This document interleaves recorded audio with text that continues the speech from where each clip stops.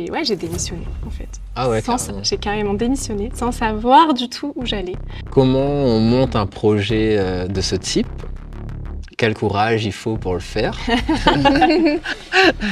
Que toi, à quel moment et pourquoi tu as eu ce déblocage-là de quitter ton travail ou mettre en pause ton activité? Si je ne danse pas, j'arrive pas à vivre, quoi. C'est quand même fou qu'elle soit danseuse comme moi, Oui. qu'elle soit devenue orthophoniste comme Ah moi, ouais, grave. Eh ben qu'on oui. soit du même village. Ouais. Non, et en fait, à un moment, mais je pense que les gens qui sont dans leur travail et qui ressentent en fait qu'à un moment, il y a quelque chose qui n'est plus comme c'était avant en fait.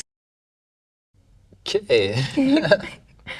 Ok, bienvenue sur le podcast Ose, le podcast autour des métiers de la danse. Aujourd'hui, j'accueille deux invités. Je suis content de les accueillir. On s'est rencontrés pendant le stage Ose et ce qui m'intéresse, c'est ce qui vous intéresse autour de la danse, surtout pour toi, Marie. Et Lucie nous accompagne aussi parce que voilà, tu as participé au stage, tu pratiques la danse depuis un moment. Et voilà, ça m'intéresse de vous rencontrer. Je pense que ce podcast va intéresser pas mal de danseurs, des gens qui veulent entreprendre autour de la danse, des gens qui ont des projets culturels, voilà, et qui utilisent le mouvement.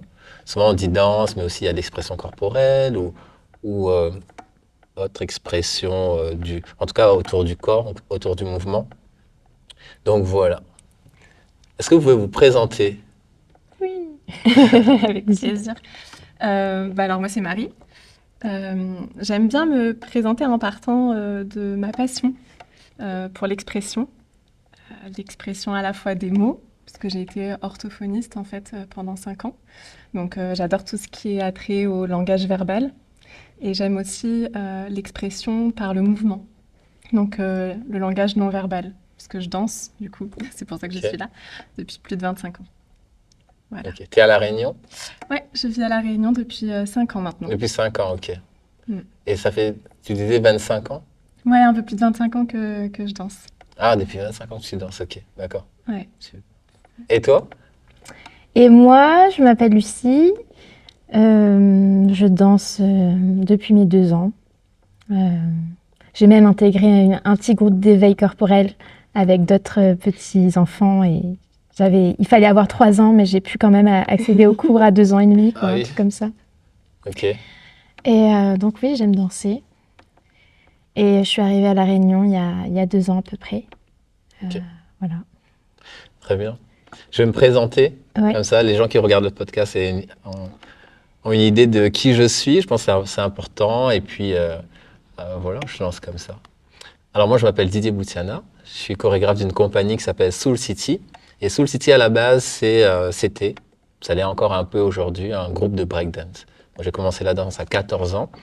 Et puis, quand je dansais dans mon quartier au port et je rêvais d'intégrer le crew Soul City. J'ai fait tout pour y arriver. Et quand Soul City m'a recruté à l'âge de 16 ans, voilà, j'étais hyper content. Très rapidement, je suis devenu un peu le leader du crew. Là, je fais une version vraiment résumée. Hein. Et quelques années plus tard, j'en ai fait une compagnie. Donc, Soul City, aujourd'hui, c'est une compagnie de danse basée à La Réunion. On a 3 axes. On a la création de spectacles. Donc, je crée un spectacle, disons, tous les 2 ans. Et puis, on va tourner ici à La Réunion et très rapidement à l'extérieur, c'est-à-dire en Europe, en Afrique, un peu partout. Et puis, on a un volet d'action culturelle. On a créé un projet phare qui s'appelle Wagon, dans lequel on accompagne les jeunes dans leur parcours personnel, on va dire. Et le 3e volet, on est dedans aujourd'hui, c'est le volet Ose, qui forme les danseurs ou qui accompagne les gens qui sont intéressés par la danse à construire leur projet. Voilà ce qu'on fait. Marie, toi, dans ton projet autour de la danse, est-ce que tu peux nous dire voilà, en quoi ça consiste, où tu pratiques aujourd'hui et comment tu montes ton projet? Où est-ce que tu en es? Alors, en fait, moi, mon projet s'appelle M'arriver. M'arriver, c'est oser s'exprimer. Et donc, il y a un premier axe dans lequel, en fait, j'accompagne les personnes à s'exprimer par le mouvement. Et en fait, ça se passe dans les ateliers d'expression corporelle d'ETEC. J'ai appelé Ok. ça détac, parce qu'en créole, ça veut dire déverrouiller. Et l'idée, c'est vraiment que les personnes ressortent de ces ateliers avec du bien-être qui puisse être à la fois physique et mental. Donc pour le côté physique, en fait, ça se fait par l'expression corporelle. Donc c'est-à-dire laisser son corps s'exprimer de façon libre.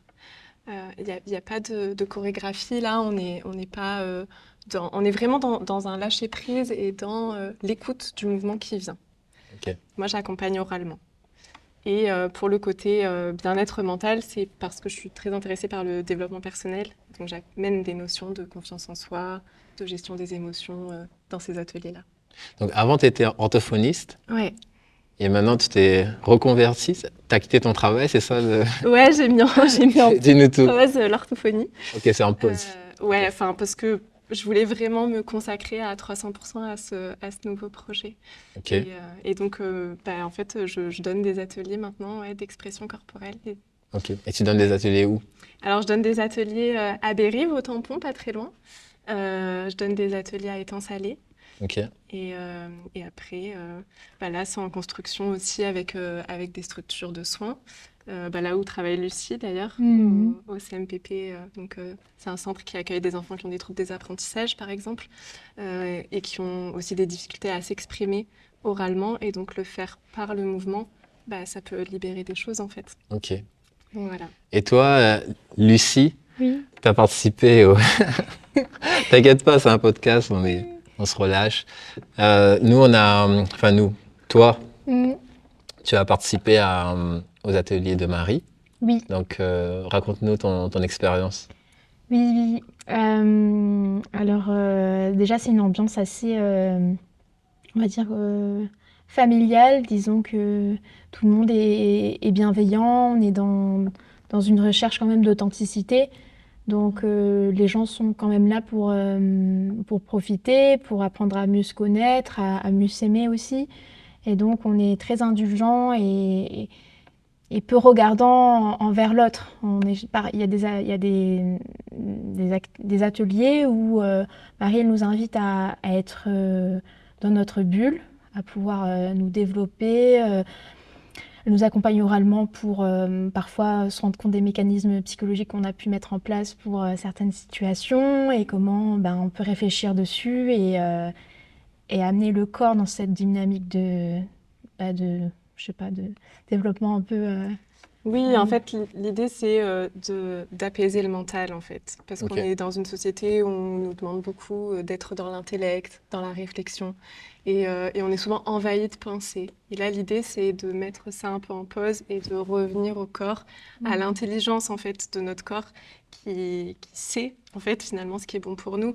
Et on oublie, en fait, souvent, mais on a des neurones dans le ventre. Et ça fait quand même la taille du cerveau d'un chat. D'un petit chien. Enfin, Ok. et du coup, ça réfléchit en fait là-dedans. Ok. Et ouais, et du coup, en fait, quand on arrive vraiment à couper et à revenir à soi, il se passe des choses, quoi. Quand on se met en mouvement, en fait, on va mettre aussi sa vie en mouvement et il y a des choses qui vont se transformer. Ok. Ouais. Ça, c'est le concept. Moi, je pense que ce qui pourrait intéresser aussi les gens qui regardent ce podcast ou qui écoutent, parce qu'on est aussi sur YouTube et on va le mettre sur les plateformes de podcast, c'est comment on monte un projet de ce type, quel courage il faut pour le faire. Je pense pas que tu vas parler uniquement de ton concept autour. Il y a non, de mais ça. moi, ça me va. Mais je pense qu'il y a, dans mon parcours, en tout cas, dans les gens que je rencontre, déjà, je pense qu'il n'est pas difficile de monter sa compagnie, il n'est pas difficile d'avoir le courage de quitter son travail pour se reconvertir. Ça peut déjà. Ça peut, mais Oui. c'est pas facile. Il y a plein de gens que je rencontre, ils sont même pas au début, hein. C'est encore dans la tête. Et parce que je pense qu'il faut avoir pas mal de courage pour le faire, ou de ressources, on va dire. Moi, ce qui est important dans notre conversation, ce qui est important pour moi de partager avec les gens, c'est la personne qui est derrière son écran là et du courage pour mettre en place son projet et à travers toi Wow. récolte des exemples ou voilà, écoute ton témoignage et se dit, OK, demain, j'y vais, tu vois. Yes. Donc, toi, à quel moment et pourquoi tu as eu ce déblocage-là de quitter ton travail ou mettre en pause ton activité? Et comment tu l'as mis en place petit à petit? J'ai regardé ton compte Instagram, ce que tu mets sur Facebook, les vidéos que tu produis. Je vois que tu es à l'aise en face cam, comme ça, Ah oui, alors c'était à pas parler. du tout le cas. Ouais, Il y a un justement, an. C'était pas du tout justement, le cas, non. raconte-nous ça. Ah là là, alors... Comment tu es devenue Instagrammeuse? ouais, alors pas du tout. J'avais même pas Instagram en fait, avant de me lancer mon activité. Ouais, Je crois que ça fait depuis le mois d'octobre que j'ai Instagram. Donc ok. c'est vraiment ouais, le début. Enfin, je suis en lancement en fait d'activité. Donc oui, je peux parler de ce qui s'est passé entre mon métier d'orthophoniste et là, ce que j'ai lancé. Ouais. Mais après, j'ai pas assez de recul pour expliquer. Enfin voilà, donc je peux vous parler de ça. Vas-y. Alors, donc, j'étais orthophoniste, Ok. ça a commencé comme ça. Non, et en fait, à un moment, mais je pense que les gens qui sont dans leur travail et qui ressentent en fait qu'à un moment, il y a quelque chose qui n'est plus comme c'était avant, en fait. Un manque d'entrain, ouais, il y a quelque chose qui coince, en fait. Et là, il y a comme un déclic qui dit, mais et si je faisais autre chose, en fait? Et si j'étais amenée à faire finalement quelque chose d'autre, de créer, en fait? Moi, c'était vraiment ça, c'était créer quelque chose. Euh, alors que l'orthophonie, c'était quand même mon métier de rêve, hein. J'ai passé des années à avoir le concours. Ouais. Donc, j'ai quand même eu toute une phase de deuil aussi un petit peu de ce métier-là d'avant. Ok. Et en fait, pour après construire, en fait, moi, le déclic, ça a été quand même le post-Covid. Ok. De voir en fait les enfants avec le confinement, toute l'angoisse en fait que ça avait pu générer. Et donc j'avais la chance au CMPP où travaille Lucie encore aujourd'hui de pouvoir proposer des groupes. Et donc c'était ça le déclic, c'est que j'ai proposé un groupe pour les enfants Ok. d'expression corporelle où en fait on allait à travers le mouvement leur offrir l'opportunité de s'exprimer, d'exprimer leurs émotions par le mouvement. Et en fait, c'est en faisant ça que je me suis dit, waouh, en fait, c'est ça que j'ai envie de faire. C'est vraiment de pouvoir offrir cet espace aux personnes pour qu'elles puissent juste se lâcher, en fait. Mais ça, tu pouvais le faire Et- dans le cadre de ton travail de base. Ouais, c'est vrai, mais j'avais quand même tout l'autre côté orthophoniste. Je pouvais pas faire que des Ah oui, ok. ateliers, en fait, pendant tout le temps. Et donc oui, à un moment, en fait, j'ai démissionné, en fait. Ah ouais, Sans carrément. j'ai carrément démissionné, sans savoir du tout où j'allais. Ok. Euh, Ça, c'est pendant le Covid ou après Covid? Ouais, c'est après Covid, c'est en Après Covid. 2021. Ok. Donc j'ai quand même eu de juin à décembre, j'avais pris une dispo au début pour pouvoir réfléchir un petit peu à ce que j'avais envie de faire. Ouais. Arrivé à la fin de la dispo, je me voyais pas reprendre le travail, donc j'ai démissionné. Et après, c'est là où j'ai commencé cette recherche de construction des ateliers, de comment je voulais les mettre en place. J'ai fait une formation de danse-thérapie Ok. à Paris. Qui a duré Et, combien de temps? combien de temps? C'était un module en fait. Ok. C'était un module assez. Enfin, en fait, il y avait plusieurs modules. Moi, j'ai fait un module de découverte. En Et, physique ou en ligne? Non, j'étais Ah, à Paris, j'étais ah ouais, sur faut aller place à parce Paris. qu'en fait, ce qui est intéressant, c'est d'expérimenter quand même, C'est sûr. Ouais. de vivre les choses pour pouvoir après les transmettre. Et en fait, après, j'ai vraiment commencé à donner les ateliers à partir de septembre de cette année, enfin de Ok. l'année dernière. Et tu as fait une formation pour entrepreneur aussi à Oui. Saint-Pierre, c'est ça? Ouais, Ok. j'ai quand même fait une formation sur l'entrepreneuriat qui était organisée par le MEDEF Réunion, en fait, Ok. avec les fonds FEDER, etc. Donc, c'était une opportunité aussi pendant 2 mois d'être un peu formée là-dedans parce que moi, j'étais dans le soin, donc je connaissais absolument pas la communication, le marketing, la comptabilité, enfin, toutes ces Ouais, c'est ça que tu as choses-là. appris dans cette formation. Ouais, j'ai quand même eu des bases qui m'ont aidée, en fait, pour pouvoir après me lancer, quoi. Ok. Donc voilà. Ok. Et oui, mais c'est vrai que, comme tu dis, en fait, les réseaux sociaux, j'avais quand même bien coupé en plus. J'avais Ouais. plus Facebook, j'avais jamais eu Insta. Ouais. Voilà, après j'ai 32 ans, donc voilà. Peut-être que voilà, le TikTok et tout ça. Mais et en fait, ouais, du coup, j'ai tout remis, donc je me suis, j'apprends beaucoup sur le tas en fait aussi, Ouais. à faire des vidéos, Canva, je connaissais pas pour les visuels, donc j'ai découvert cet Ok. outil-là. À trouver un logo. Ouais, à C'était à trouver ton un logo. image. Ouais, ça a mis du Ok. temps, ça. Ouais. Ok. Voilà. Super. Donc, C'est vrai qu'il faut du courage pour rentrer là-dedans parce que c'est comme quand tu me racontais, on dirait que c'est une seconde vie que tu as aujourd'hui. C'est-à-dire avec cet objectif-là de vivre de ta passion ou de ton désir, tu vois, d'un rêve comme ça, peut-être, tu vois. ouais, c'est un peu ça. Et puis En tout d'apporter cas, de travailler vraiment pour quelque toi, chose quoi. aux gens, en fait. Ok. Tu vois, c'est ça la base. C'est, c'est d'apporter quelque chose de différent, en fait. Est-ce que c'est le Covid qui a fait ce déclic-là? On a Je me dit suis- Covid, peut-être que... Je me suis posé la question parce Ça que va. c'est vrai que ça a quand même déclenché pas mal de choses, je pense, ce Ok. truc-là. Je sais pas, parce que c'était quand même quelque chose qui me trottait dans la tête depuis un moment, d'avoir une envie de changement. Mais oui, je pense que ça a été un déclic, hein. Ça a dû être un déclic parce qu'en fait, on avait 2 mois, on était confinés, on était vraiment là, on avait du temps pour soi. Moi, c'était une période où j'étais très créative, où je dansais tous les jours. Et du coup, c'est ça, ce deuxième axe dont j'ai pas parlé, parce qu'il y a cet axe des ateliers d'ETAC, Ouais. où j'accompagne les gens à s'exprimer par le mouvement. Mais il y a l'autre axe que j'ai envie de développer, qui est quand moi, je m'exprime par le mouvement. Et ce que j'aime, c'est transmettre des messages par la danse, en fait. Ok. Donc là, on n'est pas dans du divertissement, du show. C'est vraiment aller transmettre un message, une émotion, en fait. Donc Ok. voilà. Donc, souvent, je pars d'un thème, d'un sujet, d'une émotion que j'ai ressentie, que je traduis en mouvement. Ok. Voilà. Moi, pendant le Covid, ma compagnie a 10 ans aujourd'hui, Ouais. enfin cette année. Et c'est vrai que pendant le Covid, il y a eu un gros changement dans ma compagnie. Parce que j'avais une administratrice qui m'avait suivi depuis le début. Et pendant le Covid, elle m'a dit, bon, j'ai envie de changer de vie. Et en fait, mais c'était très bien, hein. Oui. Moi, j'étais hyper content. En fait, elle s'est consacrée à la compagnie pendant 7 ans. Et bon, ça m'a pas fait plaisir dans le sens, Mais ok, oui. je suis content que tu vas. Mais Oui. j'ai compris les choses. J'ai compris qu'en fait, c'était le moment pour un peu tout le monde de re-questionner son environnement, d'oser faire autrement, d'oser quitter son travail. En tout cas, ça a été un moment de réflexion pour la plupart des gens. Et puis, on sait tous, on pensait que la vie allait changer, que le monde allait être autrement, au final, pas du tout. Mais dans certaines mentalités de certaines personnes, c'est vrai que les choses ont changé. Je connais beaucoup de gens qui ont entrepris après le Covid.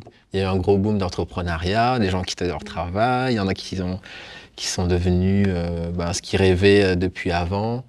Et ça a fait du bien, je pense, à beaucoup de personnes. Il y a sûrement des gens qui se sont ratés. Mais après, voilà, dans la majorité des gens qui sont dans mon entourage, tout le monde s'est recentré un peu sur son objectif ou ses envies. Oui, puis même en fait, quand tu dis ils se sont ratés, c'est en fait peu importe finalement, c'est que tu as osé aller quand même Carrément. et que tu expérimentes toujours et tu apprends toujours en fait. Donc pour moi, tu peux pas rater en fait, même Exact, si ouais. ton projet n'aboutit pas. En fait, c'est ce que je me dis, c'est que même si j'aboutis pas, en fait, ça m'aura quand même tellement appris, tellement enrichi et puis aussi ce côté-là, enfin les personnes qui auront pu bénéficier de ces ateliers-là, en fait, c'est déjà gagné en fait Carrément. finalement. Donc ouais. Toi, Lucie, dans ton travail, tu peux nous redire ton travail? Eh ben, en fait, c'est rigolo, mais moi, je suis arrivée donc pour prendre la place de Marie lors de ta dispo. Et en fait, je ne savais pas que c'était elle que je remplaçais. Et quand je suis arrivée, j'ai vu sa photo à l'accueil et je me suis dit, mais elle me dit quelque chose, cette fille, quoi. Et donc, j'ai fouillé ma mémoire et je me suis rendu compte que, en fait, c'était une des grandes danseuses que je regardais quand j'étais petite. Parce qu'en fait, on vient du même village en France, quoi. Ouais, ok. Improbable. Improbable, ouais. Et donc, je la regardais, je l'ai vue faire un solo magnifique quand elle était adolescente. Et je me suis dit, j'aimerais bien devenir danseuse. Enfin, en tout cas, faire un solo comme elle un jour sur Ok. scène. Et donc, j'ai gardé ça. Et bon, j'y suis arrivée. Et donc, en fait, à la réunion, quand je me suis dit, ah, mais c'est elle, d'accord. Je me suis dit, bon, il n'y a pas de hasard, quoi. Je suis là, je suis à ma place, j'ai la certitude d'être à ma place. Ok. Et donc, par la suite, on s'est revus, on a dansé ensemble. Et là, aujourd'hui, dans mon métier, j'ai pu refaire le même atelier que Marie avait proposé aux enfants, Ouais. en le remaniant parce que forcément, voilà, on est deux individus différents. Mais aujourd'hui, non, forcément, le métier est limite, hein, on ne peut pas danser en faisant de l'orthophonie, mais en même temps, il y a des choses qui sont danses et c'est aussi une façon de voir le monde, de donner de l'importance à l'enfant, la façon dont on le regarde, dont on le valorise quand il fait quelque chose de lui-même, en fait. Ouais. Voilà. Mais des fois, ça m'arrive, hein, quand je vois un enfant qui se sépare enfin de sa mère et qui court, et je lui dis « Ah, mais tu voles !» Voilà, et donc j'ai des petites choses comme ça où je me dis voilà, mais ça marche. Et toi, aujourd'hui encore, Attends, c'était quand ce moment, ce solo magnifique que tu as vu? Ça date de combien de Ça temps? date. Non, mais parce que c'est quand même fou qu'elle soit danseuse comme moi, Oui. qu'elle soit devenue orthophoniste comme Comme moi, Ah ouais, grave. Eh ben qu'on oui. soit du même village et Ouais. qu'en fait on se retrouve à La Réunion en décalé où elle prend la suite de mon... Mais toi, j'ai l'impression que tu la connaissais pas. Alors en fait, si, je l'avais déjà croisée, mais en fait on a quand même un petit peu d'écart, on ne dira pas combien. Et donc c'est moi la plus vieille. Et donc en fait elle était plus jeune Ok. et donc je revois une petite gamine. Ah, c'est ça, Avec cette j'ai bien petite senti fille. que c'est pas le même rapport. Oui, Toi, t'étais oui. la grande Oui. et toi, c'est t'étais ça, la petite c'est ça. fille où tu vois, Oui, c'est ça. t'admirais Ah, la oui. danseuse. Bah oui, je Moi, la devais être voyais. en terminale. Toi, Oui, c'est t'étais ça. au collège en fait. Oui, c'est non ça. Ouais, Ok. ouais. Incroyable. Ouais. Mais ouais, c'est la Réunion. Oui, Ça c'est ça, réunit, c'est la Réunion. c'est incroyable. La Réunion. Donc, L'île donc ouais. magique. Ouais. Et puis, bon, voilà. Ok. Et Lucie, toi, Oui. aujourd'hui, vous êtes pas, enfin, toi, t'es pas danseuse pro, mais Non. t'aimes la danse. C'est pour ça Ouais. que tu participes au stage là cette semaine, Oui. stage Oz. Là, on est sur le plateau du Luc Donat, c'est une chance. D'ailleurs, on dédicace, Oui. on fait une petite pensée pour notre directeur Éric Juré, Oui. dit Blanc, qui nous prête le plateau pour faire le stage, c'est cool. Oui. Donc toute cette semaine-là, tu es avec moi. Oui. C'est quoi ton rapport à la danse? Du coup, ça t'apporte ça, je trouve ça. Tu vois, Oui. moi, même si j'ai aimé la danse, enfin, j'ai toujours voulu être danseur. C'était mon rêve d'ado. Et voilà, aujourd'hui, je suis là, je suis content. Mais j'ai un intérêt un peu parce que du coup, c'est mon métier, tu vois. Et des fois, je me pose la question, je me dis, les gens ne sont pas professionnels, mais ils se cassent la tête pour danser. Ouais. D'où ça vient, en fait? Qu'est-ce qui te tient comme ça? Moi, je pense que si je ne danse pas, j'arrive pas à vivre, quoi. C'est comme une façon de m'exprimer, mais c'est une façon aussi je suis chrétienne, donc aussi c'est une façon pour moi de prier aussi et de louer. Et donc, c'est un moment où je suis qu'avec moi-même et où j'arrive aussi à me recentrer et à améliorer certaines choses. Et ça, c'est indispensable. En tout cas, je sais que j'ai une professeure de danse un jour qui m'a dit « N'arrête jamais la danse, c'est indispensable à ton équilibre ». Ok. Et ça, je l'ai gardé, c'est la phrase que j'ai gardée. Et aujourd'hui, je prends des cours, j'essaie de choisir ce qui me correspond et me mettre un peu en difficulté parce que quand on danse, souvent on fait les mêmes mouvements, on fait les choses où on sait que c'est beau, ça plaît. Ok. Mais voilà, aujourd'hui, j'ai plutôt envie de mêler à la fois la danse et la parole. J'aimerais bien, et le théâtre en fait. Ok. Ça, c'est mon truc. Et oui, j'ai toujours ce rêve quand même de me dire... J'aimerais bien danser plus souvent, peut-être trouver d'autres gens qui ont le même niveau que moi et créer quelque chose. Ok. Ça, c'est quand même un rêve cher, ouais, à mes yeux. Ouais.